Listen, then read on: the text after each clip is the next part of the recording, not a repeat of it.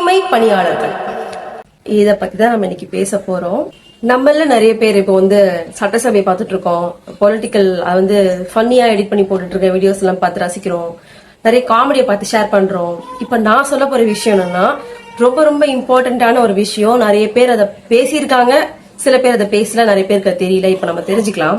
Okay, இப்ப நம்ம topic குள்ள போயிடலாங்களா?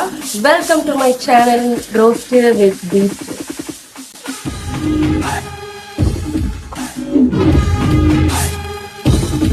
இது வரைக்கும் அரசாங்கம் கொடுக்காத ஒரு அங்கீகாரத்தை தூய்மை பணியாளர்களுக்கு கொடுத்திருக்காங்க. எஸ், அது என்னன்னு பாக்குறீங்க, பாத்துட்டு வாங்க. பொறுப்பாளர் மதிப்பிற்குரிய கமாண்டர் ஜே விஜயகுமார் முன்னெடுப்பில் இந்த விழா மிக சிறப்பாக நடைபெற்றுக் கொண்டிருக்கின்றது. தூய்மை துறைமுகம் அப்படிங்கிற ஒரு கிளீனஸ் அவேர்னஸ் டிரைவ், இந்த ஒரு இனிஷியேட்டிவ்காக வருகை தந்திருக்கக்கூடிய நம்முடைய சிறப்பு விருந்தினர்கள், பொதுமக்கள், மாணவர்கள், தூய்மை தொழிலாளர்கள் அனைவரையும் மீண்டும் அன்புடன் வர. என் நெஞ்சில் குடியிருக்கும் தோழர்களே, பிறப்புக்கும் எல்லா உயிர்க்கும் சொன்ன ஆதியோன் திருவள்ளுவருடைய வழியில நம்முடைய தமிழக வெற்றி கழகத்தின் கொள்கை தலைவர்களாம் பகுத்தறிவு பகலவன் தந்தை பெரியாரையும் பார்வோற்றும் பெருந்தலைவர். தூய்மை துறைமுகம்னு சொல்றீங்க, ஆனா அந்த துறைமுகத்திலேயே ஒரு பெரிய ஒரு இருக்கு அப்படின்னு நீங்க எல்லாம் கேட்கலாம். சீக்கிரம் அகற்றப்படும், அது உங்களுக்கு என்னன்னு தெரியும். அது ஒரு இன்டைரக்ட் வாய்ஸா கூட எடுத்துக்கலாம். ஓகே, சன்ரைஸ் ஃபேமிலி இத்தனை வருஷம் ஆண்ட ஒரு ஆட்சியில கூட இந்த மாதிரி ஒரு விஷயத்த பண்ணல. தூய்மை பணியாளர்கள் வெரி ஹாப்பி. ரொம்ப ஹாப்பி என்னாச்சுங்கிற மாதிரி அவங்க ரொம்ப ஹாப்பியா இருக்காங்க.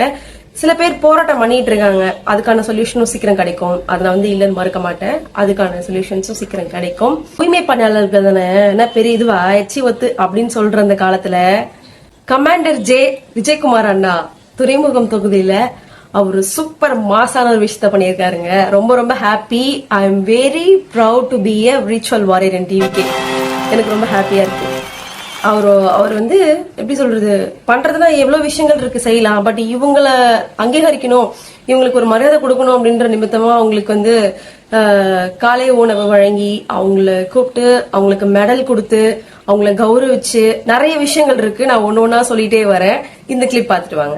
நாங்க தூய்மை பணியில வேலை செய்யறதுனால ஃபர்ஸ்ட் முறையா எங்களுக்கு இந்த மெடல் சர்டிபிகேட்லாம் கொடுத்துருக்காங்க. இந்த ஆட்சி எங்களுக்கு ரொம்ப பிடிச்சிருக்கு. எங்களுக்கு எல்லாமே செய்யறாங்க இந்த ஆட்சியில. போன ஆட்சியில எங்களுக்கு எதுவுமே செய்யல. எங்களை ஒரு இதுவா தான் பார்த்தாங்க. இந்த ஆட்சியில எங்களுக்கு மரியாதை கொடுக்குறாங்க. தூய்மை பணி நாங்களும் கஷ்டப்பட்டு இந்த குப்பையெல்லாம் கை வச்சு வாரதை பார்த்து எங்களுக்கு இந்த மாதிரி மகிழ்ச்சியா இருக்கு. இந்த மாதிரி ஃபர்ஸ்ட் வாட்டி நாங்க வாங்குறது எங்களுக்கு இது முதல் வழியா வாங்குறதுனால மனசுக்கு ரொம்ப சந்தோஷமா இருக்கு. போராட்டங்களும் நடந்துட்டு தான் இருக்கு. அந்த போராட்டங்களுக்கும் சீக்கிரம் ஒரு நல்ல சொல்யூஷன் கொடுப்பார் நம்ம தளபதி. கொஞ்சம் கொஞ்சமா தானே வர முடியும், வருவாரு கண்டிப்பா. இந்த ஒரு விஷயம் பெரிய மாற்றத்திற்கான ஒரு அடித்தளம் தான் நான் சொல்லுவேன்.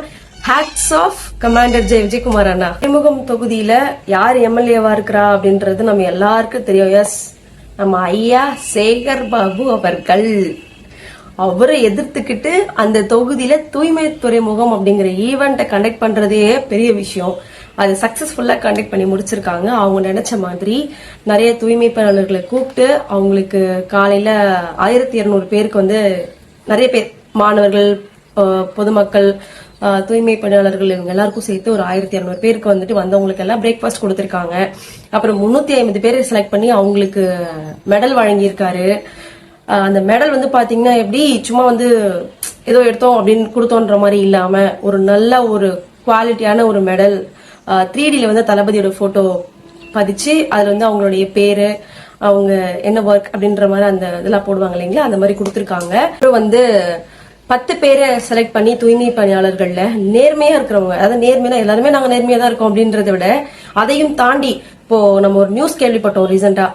ஒரு கல்யாண பொண்ணோட நகை ஏதோ 50 பவுன் ஏதோ காணும், அது குப்பையில கடந்துச்சு, அதை எடுத்து கொடுத்தோம் அப்படின்னு சொல்லிட்டு ஒரு தூய்மை பணியாளருக்கு அந்த பெண் வீட்டார் கட்டிப்பிடிச்சு அழுத சில வீடியோஸ் எல்லாம் பாத்துருப்போம் இல்லைங்களா. அந்த மாதிரி கீழே பர்ஸ் கடந்தாலும் சரி, இல்ல கீழே ஏதாவது விலை மதிக்கத்தக்க ஒரு பொருள் இருந்தாலும் சரி, அதை எடுத்துட்டு போய் கொடுத்து ஹேண்ட் ஓவர் பண்ணிட்டு அவங்க கிட்ட ஒப்படைச்சிருங்கன்னு சொல்றாங்க இல்லைங்களா.